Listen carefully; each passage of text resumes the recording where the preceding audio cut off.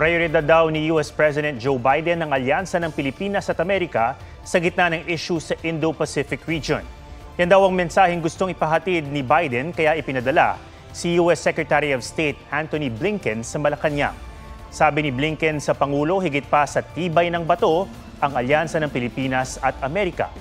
Nagpasalamat naman si Pangulong Marcos sa ikalawang pagbisita ni Blinken sa bansa.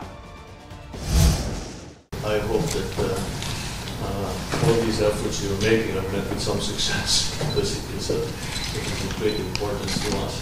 These things are somehow toned down. I can't see how you're going to do it, but I think that some easing of tensions on these we will see in the near future.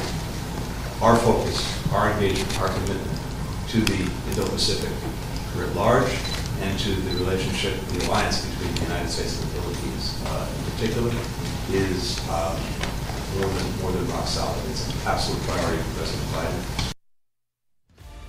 Mga kapuso, alamin ang State of the Nation. Mag-subscribe sa GMA Integrated News sa YouTube. Sa ating mga kapuso abroad, samahan nyo kami sa GMA Pinoy TV at sa www.gmanews.tv.